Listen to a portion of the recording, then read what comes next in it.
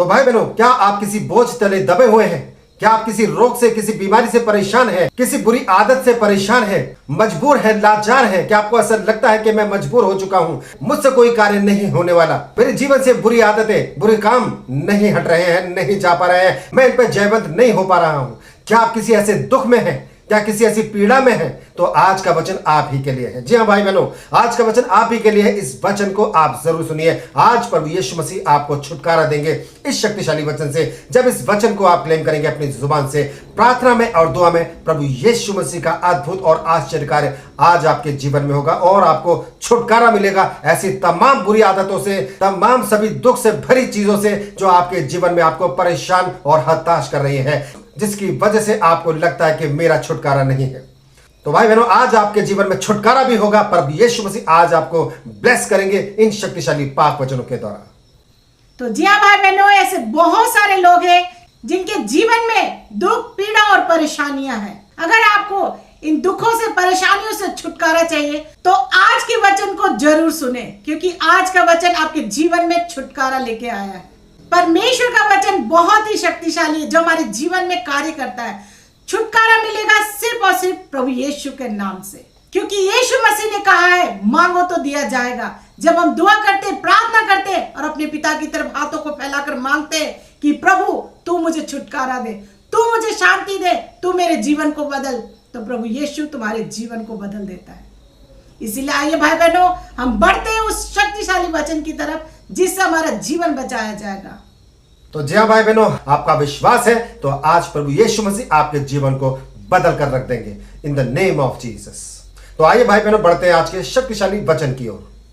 तो जी हाँ भाई बहनों, हम देखेंगे मरकुस 11:24 में परमेश्वर का वचन कहता है, इसीलिए मैं तुमसे कहता हूं कि जो कुछ तुम प्रार्थना करके मांगो तो प्रतीति कर लो कि तुम्हें मिल गया और तुम्हारे लिए हो जाएगा। आमीन। तो जी हाँ भाई बहनों, यदि इस वचन को हम प्रार्थना में, दुआ में क्लेम करते हैं तो परमेश्वर हमारी प्रार्थना को सुनता है और हमारे जीवन में काम होता है। जी हाँ भाई बहनों, यदि विश्वास है तो आपके लिए कार्य होकर रहेगा। जैसा परमेश्वर का वचन यहां पर कहता है, इसलिए मैं तुमसे कहता हूं कि जो कुछ तुम प्रार्थना करके मांगो तो प्रतीति कर लो कि तुम्हें मिल गया और तुम्हारे लिए हो जाएगा। जी हाँ भाई बहनों, जब भी हम प्रार्थना करें और प्रार्थना में जब हम हाथों को फैलाकर मांगे अपने पिता परमेश्वर से, चाहे वो कोई भी चीज हो, कोई भी बात हो, चाहे वो आपके लिए आजादी हो, चाहे बंधनों से छुटकारा हो, चाहे कोई बुरी आदत हो जिससे आपने बाहर निकलना है लेकिन निकल नहीं पा रहे हैं, इस वचन के द्वारा प्रार्थना कीजिए।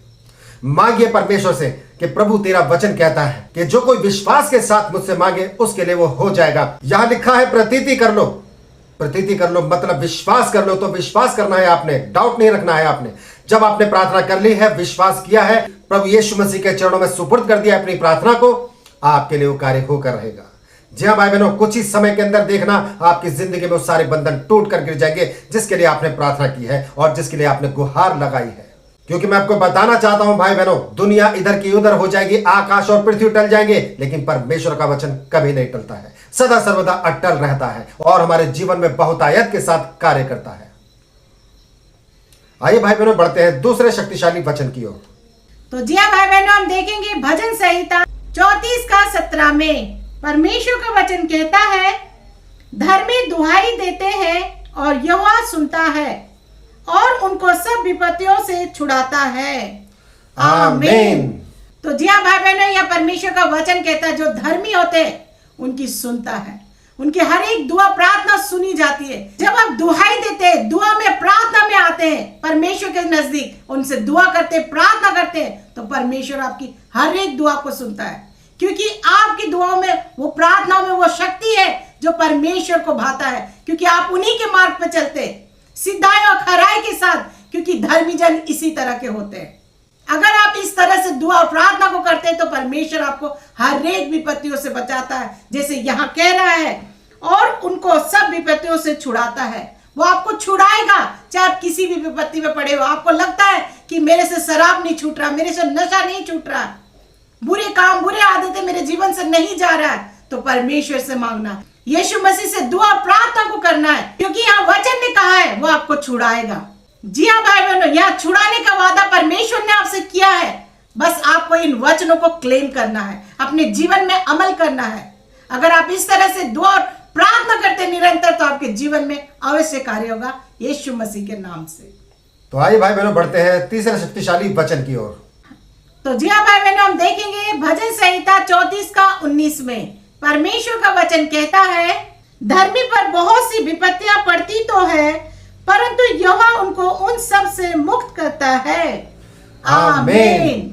तो भाई बहनों यहाँ पर परमेश्वर का शक्तिशाली पवित्र पाक वचन आपसे वादा कर रहा है, आपको सांत्वना दे रहा है, आपको हिम्मत और ताकत दे रहा है। और ये सच्चा पक्का वादा है परमेश्वर का, यीशु मसीह का, हम सभी मानव जाति के लिए, हम सभी भाई बहन के लिए जो परमेश्वर की राह पर चलते हैं, जो सच्चे पक्के कलामातों को अपनी जुबान से क्लेम करते हैं। परमेश्वर उनके जीवन में अद्भुत कार्य करता है, चमत्कार करता है।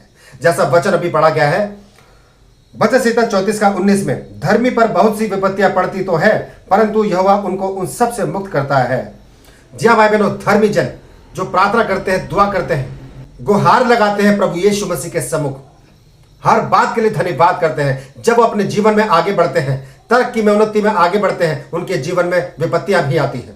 और वो विपत्तियां इसलिए आती है ताकि उनका जीवन और भी कामयाब होता चले जाए, वो अगली कक्षा में जाने के लिए और भी निपुण हो जाए, और भी मजबूत हो जाए, और भी काबिल हो जाए, परिपक्व हो जाए। इसीलिए वो विपत्तियां आती है अगली कक्षा में जाने के लिए।